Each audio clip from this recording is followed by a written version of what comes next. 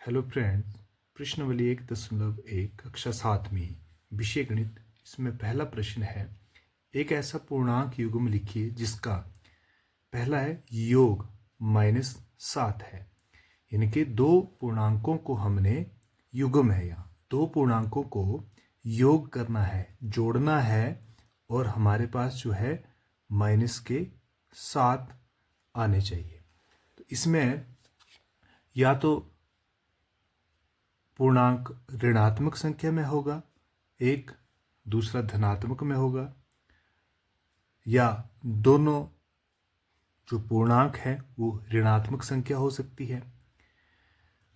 क्योंकि अगर हमें योग करके यानी कि पूर्णांकों को, दो पूर्णांकों को जोड़कर हमारे पास जो उत्तर है वो माइनस में चाहिए, तो दोनों पूर्णांक या तो ऋणात्मक होंगे या एक ऋणात्मक और एक धनात्मक होगा। दोनों पूर्णांक धनात्मक जोड़कर हमारे पास माइनस की संख्या नहीं आती। तो इसका युग्म लिखेंगे हम। यहाँ अगर मान लो एक हमारे पास एक पूर्णांक ऋणात्मक संख्या है और दूसरा हमें योग है, तो जमा दूसरा हमें धनात्मक लेना पड़ेगा। तो हमारे पास क्या बनेगा, यहाँ से माइनस माइनस प्लस माइनस होता है। हमारे पास क्या बनता है यहाँ पे माइनस प्लस। जब अलग अलग होंगे दोनों तो वो हमेशा माइनस होता है। तो माइनस प्लस माइनस हुआ, यहाँ से 10 में 3 गए 7, और बड़ी संख्या के साथ माइनस है, तो ये हमारे पास माइनस के साथ है।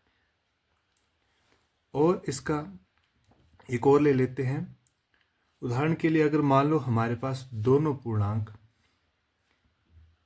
ऋणात्मक है, माइनस के 5 लिए उनका योग है, तो दूसरा पूर्णांक भी हमें 7 बनाना है, तो माइनस का यानी कि ऋण संख्या लेनी है, माइनस के 2 ली। तो इन दोनों ऋणात्मक पूर्णांकों का योग करेंगे -5 प्लस माइनस माइनस और 2 का 2। तो यहाँ से क्या बनेगा, माइनस माइनस, जब माइनस माइनस तो ये हो जाएंगे प्लस, और हमारे पास आएगा 5 और 2 7, और बड़े के साथ माइनस है तो माइनस के 7 करेंगे। यहाँ पर भी पूर्णांक लिखना है जिनका अंतर जो है हमारे पास यहाँ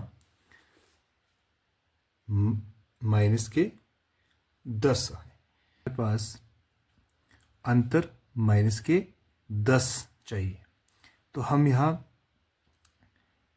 एक धनात्मक पूर्णांक लेंगे 4 और ऋणात्मक लेंगे 14। इनका अंतर हमारे पास बनेगा प्लस माइनस, एक प्लस दूसरा माइनस, तब भी हमारे पास माइनस आता है। तो यहाँ से आएगा प्लस माइनस माइनस, 14 में से 4 गए 10, और बड़े के साथ माइनस है इसलिए 10 के साथ माइनस लगेगा। इसका दूसरा पार्ट करेंगे। यहाँ हमने दोनों को -5 और -5 दोनों हमने ऋणात्मक लिए, और इनका अंतर हमारे पास रहेगा माइनस माइनस हो गया माइनस माइनस प्लस, यानी कि 5 और 5 10, और यहाँ पर भी माइनस के 10 रहेंगे। अगर हम दोनों धनात्मक पूर्णांक लेते हैं, जमा के 6 और जमा के 16, अगर इन दोनों का अंतर करेंगे तो 16 को ब्रैकेट में लिखते हैं, तो यहाँ बन जाएगा 6, दोनों धनात्मक पूर्णांकों का अंतर। तो यहाँ प्लस माइनस माइनस, ये आ गया 16, यहाँ प्लस और माइनस माइनस हुआ, 16 में से 6 गए 10, और यहाँ माइनस के हैं बड़ी संख्या, तो हमारे पास 10 भी माइनस का रहेगा। इसका तीसरा पार्ट है योग 0 है, 0 है। अब पूर्णांकों का योग 0 तभी होगा जब हम एक पूर्णांक प्लस का, अगर दो माइनस के हैं तो हमें दो ही प्लस के लेने पड़े। एक हमारे पास ऋणात्मक होगा, दूसरा धनात्मक होगा, तभी हमारे पास योग करके शून्य आएगा। दूसरा और लेते हैं इसमें, माइनस के 10 जमा 10, तो ये भी हमारे पास प्लस माइनस माइनस 10 में 10 के शून्य। इस तरह से एक हमें धनात्मक और एक ऋणात्मक लेना पड़ेगा, और वही संख्या जो धनात्मक में है वही संख्या ऋणात्मक में लेनी होगी, तब उनका योग दोनों का शून्य रहता है।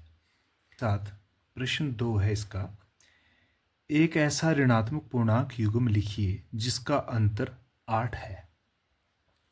यहाँ ऋणात्मक पूर्णांकों का युग्म लिखना है जिसका अंतर 8 है।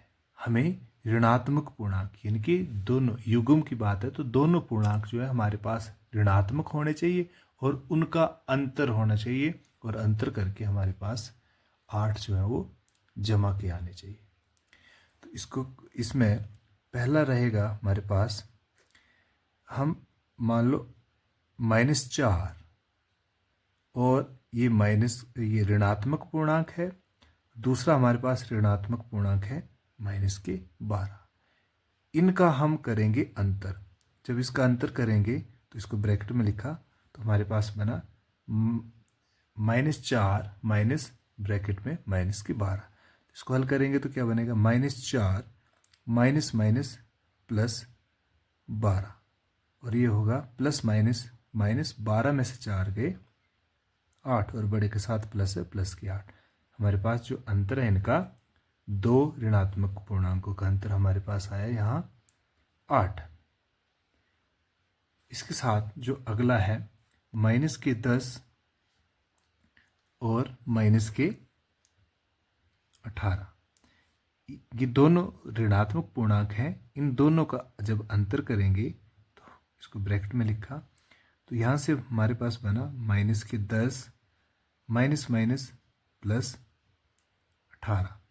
यहाँ से माइनस प्लस माइनस हुए, 18 में से 10 के 8, और बड़े के साथ प्लस है तो प्लस के 8। दो ऋणात्मक पूर्णांकों का अंतर हमारे पास एक धनात्मक पूर्णांक आ गया। अब अगला इसका बी पार्ट है, एक ऋणात्मक पूर्णांक लेना है और एक धनात्मक पूर्णांक लेना है जिनका योग जो है -5। इसके लिए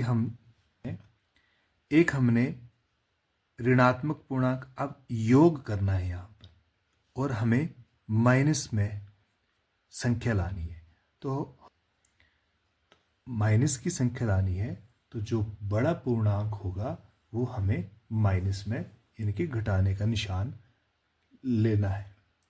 तो यहाँ हम लेंगे -10, ये हमारे पास एक ऋणात्मक पूर्णांक आ गया, और यहाँ आया जमा 5, ये हमारे पास धनात्मक पूर्णांक आ गया। इन दोनों का योग, तो यहाँ से बना हमारे पास -10 प्लस और प्लस प्लस ही रहेंगे 5, तो यहाँ से आया माइनस प्लस माइनस 10 में 5 के 5, और बड़े के साथ माइनस हो माइनस के 5। एक ऋणात्मक आ गया, एक धनात्मक आ गया, और दोनों का योग हमारे पास एक ऋणात्मक पूर्णांक बना। इसी का एक और उदाहरण करेंगे। इसमें हमने एक ऋणात्मक पूर्णांक लिया 7 और एक धनात्मक पूर्णांक लिया हमने 2।